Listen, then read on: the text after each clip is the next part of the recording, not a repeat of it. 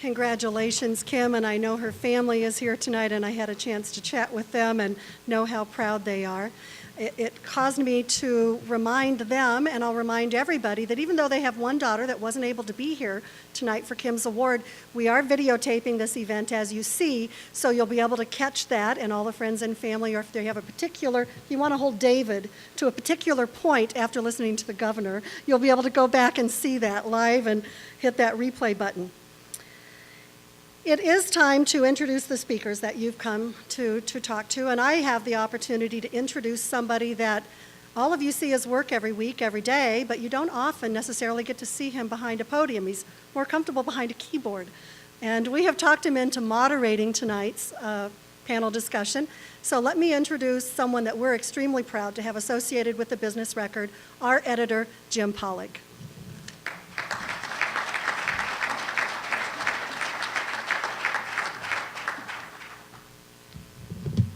Thank you. I'm glad to see you all here. I think you made an excellent decision showing up here tonight because we're very happy to have these two speakers for you.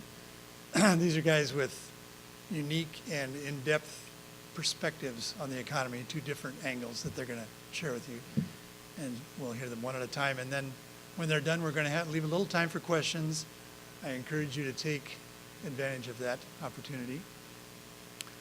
And so, leading off, David Vaught is an Iowa native who has been the auditor of the state of Iowa since January of 2003. He was reelected in 2006, and this year he is looking for votes again to return to the office. And before he entered state government, he was an accountant and partner at KPMG for 25 years. So throughout his career, Dave has lived by the motto, "In God we trust, everyone else we audit." Way back in 2004, 6 years ago, Dave was quoted as saying, "Iowa lawmakers are ignoring big debts they've accumulated in recent years, postponing the painful decisions needed to get the state out of a growing financial mess." He continued to issue warnings like that, and now here we are, 2010, facing a very difficult budget situation. So let's hear his thoughts about that. Ladies and gentlemen, please welcome David Vaught.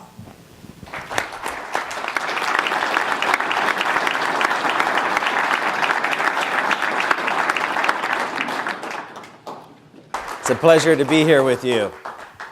It's a good thing. Bob and I were talking earlier about the presentations, and Bob said, "Well, you can go ahead and go first." And I said, "Well, good, I can give them some of the bad news, and then hopefully he can give you some better news as he looks forward." But it's a pleasure to be here with you. Today what I want to do is walk you through just a few things about Iowa's general fund budget. And I'm going to start by giving you first a historical perspective, what Iowa's general fund budget looks like and some of the things that we've been doing.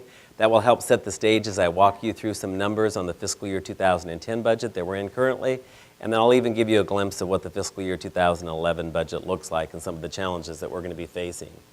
But first off, I always get excited when I get in front of an audience because once you introduce a CPA, an accountant to the group, everybody moves to the edge of their chairs in excitement because we know CPAs have such great personalities and the ability to talk about numbers in exciting ways. You can just see it. So I know at least a few of you probably have this image in your mind. Oh no, here goes that accountant. He's going to do it to us. Promise I won't do that to you. But I will give you a flavor of what Iowa's finances look like, and I'm going to try and do that in a clear and understandable way. Over the last several years, I've been talking a lot about Iowa's problems. And some of the things that I see in our poor budgeting practices include the lack of clarity, the unsustainable spending growth, and then also the spending gaps that we've created. And I'm going to present you some slides that will help demonstrate some of the problems I've been warning our elected officials about. But before we start, I think it's nice to just step back and take a look at some historical numbers about Iowa over a longer period of time. This chart shows you activity from 1980 to current time. So the first thing I want you to notice is that light blue triangle line that goes pretty much across the top of the chart.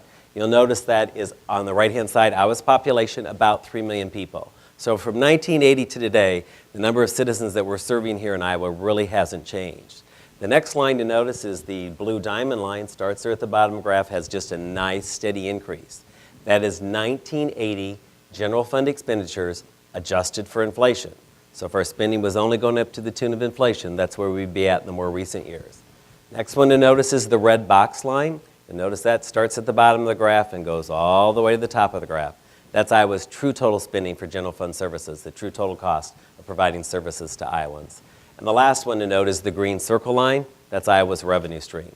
Two things you will quickly notice in this chart. Wherever that green circle line goes, the revenue line goes, spending goes right with it because that's government habit. Whatever you have, you spend.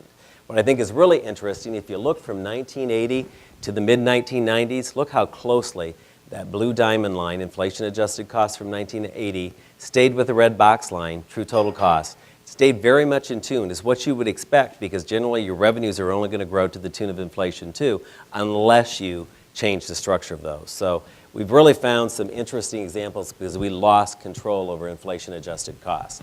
Now you've all heard and seen things about Iowa's general fund budget, but what you have to know is you haven't been told the complete story.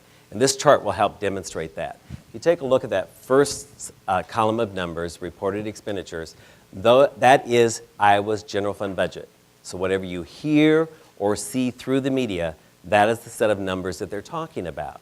But think of that first column as being your checking account, and you don't have enough money in your checking account for everything that you need and want. So if you take a look at that second column of numbers, all those expenditures shifted, those are all the costs, general fund services costs, that we have shifted to and paid for with other funds and special accounts. So think of that second column as being your charge card. Now we all know it doesn't matter if you pay for it with a check or if you pay for it with plastic.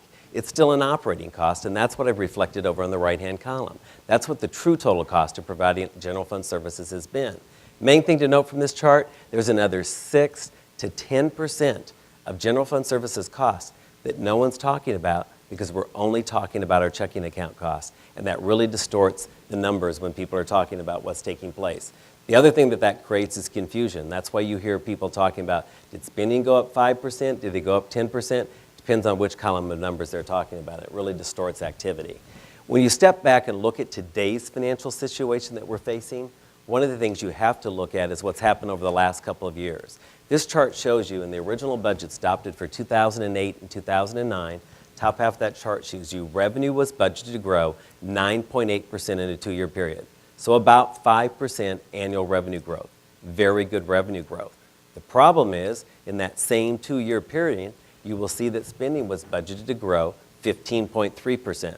So in other words, somehow our elected officials think for every dollar of revenue that's new, you can somehow spend $1.50. You don't have to be an accountant or a CPA to figure out that's a disaster in the making, but that's exactly what we've been doing over the last couple of years. What does that